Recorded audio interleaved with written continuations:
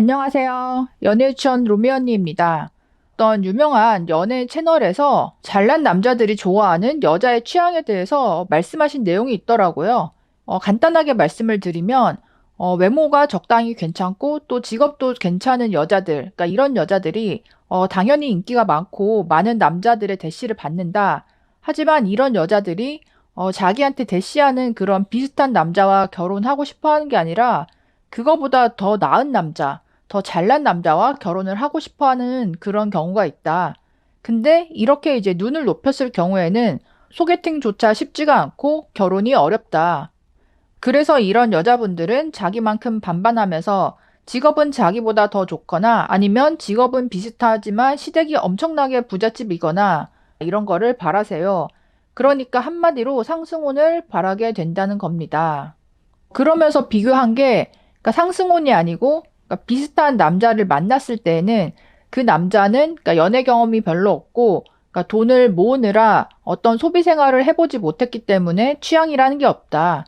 그래서 어느 정도 돈을 모았을 때 외모나 이런 게 반반한 여자를 만나서 그 여자가 그러니까 주도하는 대로 뭐 맛집도 가고 데이트하고 이렇게 하면서 돈을 쓰게 되는데 근데 소수의 그 돈이 많은 남자나 뭐 잘생긴 남자, 이런 남자들은 어릴 때부터 경험이 많기 때문에 자기의 취향을 잘 알고 그러기 때문에 여자가 그렇게 대중적인 취향, 뭐 대중적인 하플 이런 데를 데리고 다니는 거나 뭐 그런 데 돈을 쓰는 거를 별로 좋아하지 않는다.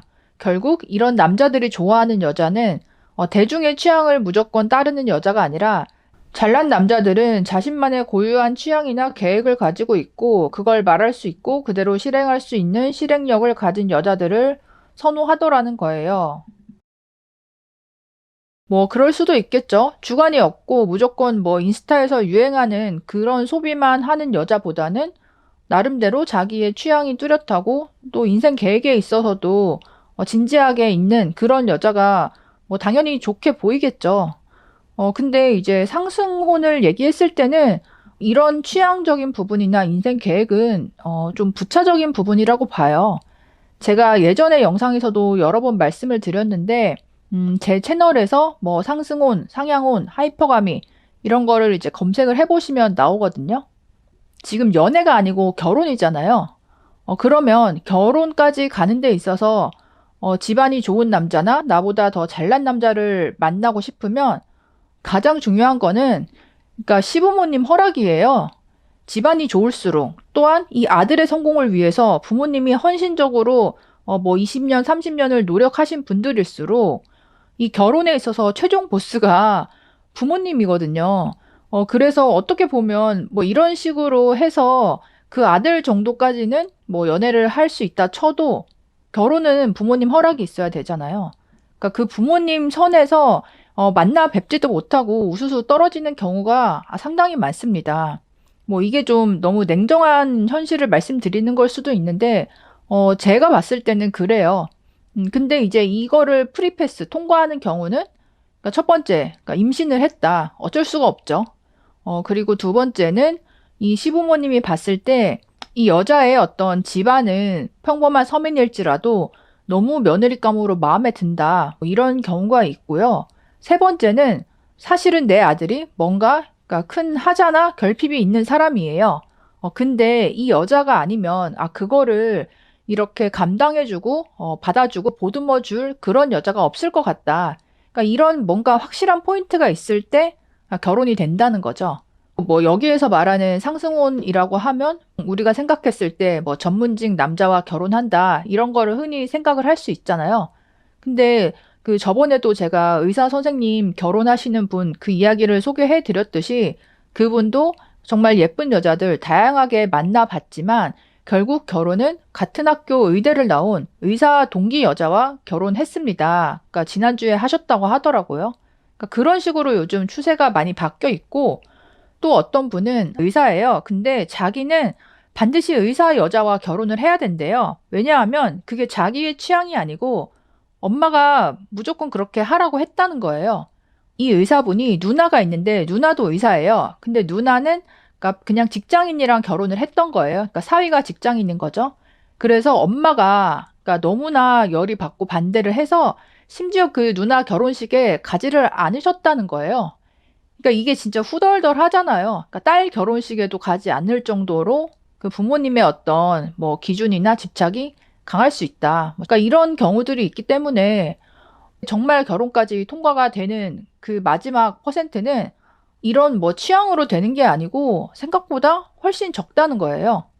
그래서 지금 여기에서 예시를 든 여자분들, 외모가 반반하고 꽤 괜찮은 직업을 가지고 있다. 그런 분들이 진짜로 상승혼을 하려면 한 5년 전, 10년 전이 아니라 지금 2023년 기준으로 말하자면 굉장히 문이 좁아졌고 본인이 감내해야 되는 뭔가가 뚜렷하게 있다. 저도 봤을 때 집안이 서민이고 가난한데도 정말 그 부잣집 시댁을 만나서 상승혼 하신 그런 분도 있어요. 30대. 근데 그 여자분은 집안만 부족하고 나머지가 진짜 올 에이플 퍼펙트한 분이에요. 그러니까 외모, 뭐 학력, 직업, 뭐 사회성, 지성 종합적으로 완전히 A 플러스 등급이신 분이고 자기 일에 정말 열정이 강한 분이고 이 남자친구 분이 그런 모습에 정말 꽂혀서 결혼을 했고 시댁에서도 이제 사랑을 받고 있어요. 뭐 물론 어리고 예뻐서 상승혼을 하시는 그런 분들도 있죠. 이런 경우에는 어리고 예쁘게 태어나는 그 확률이 아주 희소하고 또 남자 기분을 잘 맞춰주는 그런 성향이어야 되거든요. 이거는 거의 뭐 태생부터 정해지는 거라서 어떻게 보면 이것도 이제 보통의 여자분들에게는 해당이 안 되는 거죠. 그리고 항상 말씀드리는 게 결혼이 가치의 교환이라고 말씀을 드리잖아요. 유형의 가치, 무형의 가치 둘 다 포함이 된 거죠.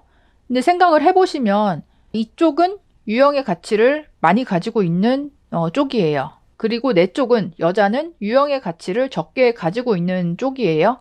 경제적인 거나 사회적인 지위로 비교했을 때. 그러면 어떤 쪽이 더 리스크가 클까요? 결혼을 했을 때.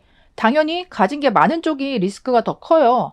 그러면 여자분들이 생각해 보셔야 되는 게 이쪽에서 나랑 결혼을 했을 때 리스크를 더 크게 가지게 되는데 만약에 이 결혼이 잘 안 됐을 경우에 뭐 살다가 이혼을 했을 경우에 남자 쪽에서는 감당해야 되는 리스크가 크잖아요. 집안의 명성에 흠이 날 수도 있고 또 재산 분할에 있어서도 이쪽이 더 손해를 볼 거 아니에요. 뭐 신혼집이나 이런 걸 다 해올 테니까. 아니면 뭐 시댁이 부자가 아니더라도 남자가 자수성가한 분이에요. 그래도 그 자수성가한 분이 본인이 지는 리스크가 크잖아요. 자기의 사업체나 재산이나 뭐 이런 것들을 생각했을 때 그러면 이 리스크가 없을 것 같은 여자를 결혼 상대자로 본다는 거죠. 그러면 이 여자의 어떤 성품, 개념, 경제관념, 직업 이런 것뿐만 아니라 플러스 그러니까 집안이 가난할 수는 있어요. 근데 가난하더라도 적어도 형제 자매나 부모님 중에 빌런은 없어야 된다. 이런 기준이 또 있겠죠. 뭔가 이런 식으로 리스크가 없는 여자를 선택을 하기 때문에 내가 집안이나 직업만 남자에 비해서 처질 뿐이지 전반적으로 봤을 때는 리스크가 없어 보이는 여자이고 그리고 결혼을 했을 때 남편 중심, 시댁 중심으로 잘 맞춰가면서 살아갈 수 있는 여자인가 그거를 생각해 보셔야 됩니다. 그리고 아까도 잠깐 말씀드린 게 상승혼을 또 하게 되는 조건이 남자나 시댁 쪽에 뭔가 큰 하자가, 그러니까 구멍이 있다. 이게 뭐 눈에 보이는 단점일 수도 있고 보이지 않는 단점일 수도 있어요. 근데 만약에 보이지 않는 단점이에요. 남자가 뭐 성격이 되게 좀 권위적이라던가 아니면 뭐 남몰래 지병이 있거나 뭐 그럴 수 있잖아요.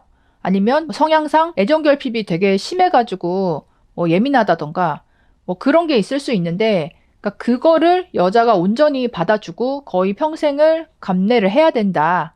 그랬을 때 이 여자가 밖에서는 내 남편이 이렇게 하자가 있다. 뭐 지병이 있어서 내가 평생 관리를 해줘야 된다. 이런 말을 뭐 웬만해서는 안 하잖아요. 그렇기 때문에 이 주변 사람들이나 뭐 친구들이 봤을 때는 그냥 운이 좋게 상승혼을 했나 보다. 이렇게 인식이 되기가 쉽다는 거죠. 제가 지금 생각나는 거는 이 정도이고 그리고 이 취향에 대해서는 솔직히 말씀을 드리면요. 금수저가 아닌 이상은 자기가 취향을 가지지 않는 게 낫습니다. 생각해 보세요. 그러니까 집안이 좋지가 않았어요. 그냥 평범했어요. 그러면 자라온 환경에서는요. 어떤 안목을 기르고 고급스러운 취향을 접할 기회 자체가 없었어요. 그게 20년, 30년 가까이 그렇게 살아왔어요. 근데 내가 취업을 하고 돈을 벌기 시작하면서 내가 번 돈으로 소비 생활을 하면서 여자분들이 그런 거를 찾아가는 거잖아요. 근데 그 기간이 기껏해야 뭐 3년, 5년이고 내가 한 달에 몇 천만 원 버는 것도 아니고 꼴랑 이제 몇 백만 원 벌면서 그 안에서 이것저것 뭐 사보고 뭘 해봐서 제대로 된 취향을 가질 수 있을까요? 솔직히 말하면 없거든요. 남들 따라서 뭐 명품백 한두 개 사볼 수는 있고, 뭐 호캉스도 몇 번 가볼 수 있고 하지만, 그거는 그냥 대중적인 어떤 소비 성향을 한번 경험을 해보는, 그러니까 체험을 해보는 정도이지, 진짜로 집안에서부터 뭔가 자연스럽게 익혀진 누적이 되어서 그런 고급스러운 취향 자체는 가지기가 힘들단 말이에요. 그렇기 때문에 뭔가 어설프게 돈을 써서 인스타그램용 그런 사진들을 만드는 게 아니고요. 아예 취향을 가지지 말고 검소하게 사는 게 나아요. 내 취향이 백지 상태인 게 낫고, 그랬을 때 금수저 남친을 만나거나 뭐 잘 벌고 잘 쓰는 그런 사업가를 만났을 때 그 사람으로 인해서 나의 취향과 경험이 하나씩 누적이 되면서 어떻게 말하면 내가 그 사람과 같은 결로 취향이 형성이 되는 과정이 필요한 거지. 내가 내 딴에 이것저것 뭐 취향을 만들었다 했을 때 그쪽이 봤을 때는 이게 좀 그냥 되도 않게 보이거나 경제관념 없다 이렇게 보일 수가 있거든요. 그리고 솔직히 여자들이 생각하는 취향이라는 게 결국은 어떤 럭셔리 쪽에 많이 포커스가 가 있고 소비와 관련이 있잖아요. 그런 부분들은 결혼 후에 시부모님의 사랑을 받으면 시부모님 측에서 정말 계속 철마다 뭐 명품 사주고 이렇게 선물 주고 어디 호캉스도 보내주고 그러니까 이렇게 되면서 결혼 후에 하나씩 제대로 경험을 하게 되더라.